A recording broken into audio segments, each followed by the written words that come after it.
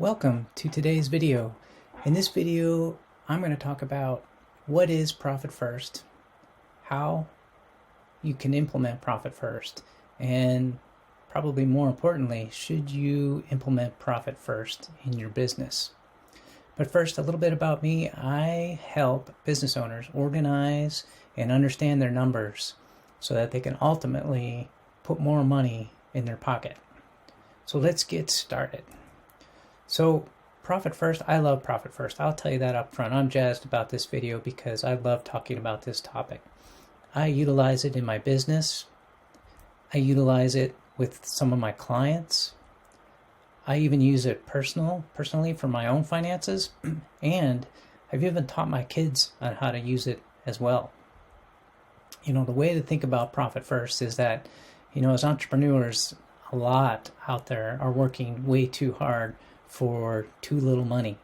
And Profit First is a way of helping you to focus on how to increase your profitability and ultimately your salary by shifting your mindset to focus on the numbers.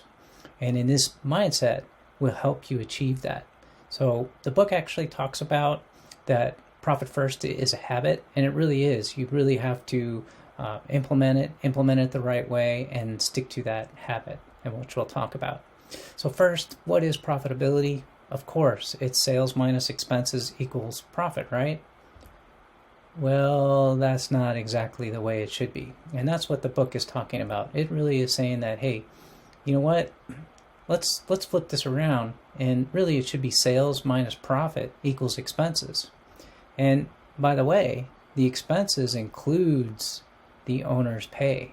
So not only is it owner's pay, but it's also the profit as well. So think of it this way.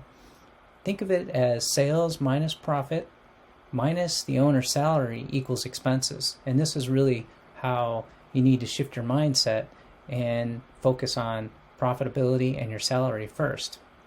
And a little bit about S-Corps and other entities is that in an S-Corp, we want to keep the salary as low as possible for tax purposes. And I'm not going to get into that in this video, but my point here is that you need to pay yourself a reasonable salary, and that isn't the salary that is set by your S-Corp. That is salary that you should be paid as CEO and owner of your business. Same thing goes for a C-Corp as well. So I know what you're thinking. I can't pay myself because I can't pay my employees. And I'm going to put it to you this way. I hear this quite often.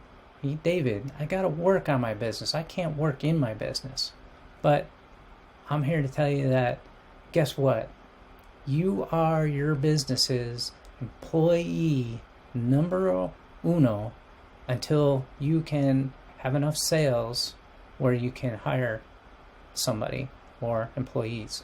And really, that's what Profit First is going to give you. It's going to change your mindset that, hey, yeah, you need to work on your business, not work in your business, but we got to take this thing a little bit slow. And yeah, it may be 80-20 where you're working in versus on, but eventually that's going to shift around. And this Profit First is going to help you get there, among other tools that you can use in your business as well.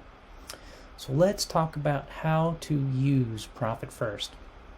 Let's take a little bit of a step back, and it really Profit First is the old envelope system. It really isn't something new. It's just a different mindset and a habit for business owners.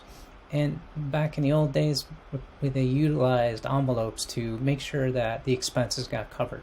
Credit cards were something new, and even when they came out, they were kind of frowned upon, and they didn't really want to use the credit. Versus today, it's kind of a default almost. And so the book talks about starting with 5 separate bank accounts, and you can see them on the screen here that you can set up. That includes the owner's pay and profit. And so what you do then is you first look at, okay, where am I at today? And you got to make sure you have accurate numbers, because if these percentages are not correct, then Profit First is going to not be very helpful for you. Then you take a look at, okay, where is it that I want to go? Okay, and in the book, it gives you kind of an idea of what these target percentages could be based on the size of your revenue. In this case, I believe it's $250,000 to $500,000 in revenue. But this is something that you'll have to work at in understanding where those numbers really should be for your business. But first, let's start out where you're at today. And I want to caution you that Rome wasn't built in a day, right? This is a process that is going to evolve over a long period of time and throughout really the history of your business. And so you'll start at these current percentages and you're going to move them slowly. You're going to increase them or decrease them depending on where you're at to get to those target percentages. And what you do is you set up these 5 accounts, and you then will put in the accounts what the percentages should be. And actually sales here should be 100%. I got that wrong. But anyway, you get the idea.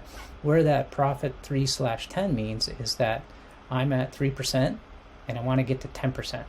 And so what you do is in the title of your bank account for profit, you put 3/10. And this way, when you go to make the transfers, you'll know that I need to transfer 3%, and my goal is to get to 10%. So it just makes it a little bit easier. So then the question is, okay, that's great. When do I make these transfers? And what you do is you transfer frequently. I would say twice a month is good. Maybe initially you start out once a week. I think the book talks about twice a month, and I think that's the right way to do it.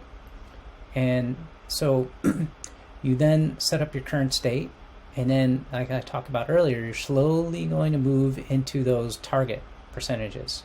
So in the future, you may change those percentages based on where your numbers are now to a different percentage. And when I say future, usually I would recommend that you reassess where you're at, where your current state is on a quarterly basis. And if the numbers are moving in the right direction and you find that you can change those percentages slowly, and the key is slowly increase those percentages. You'll get there, but it's going to take time.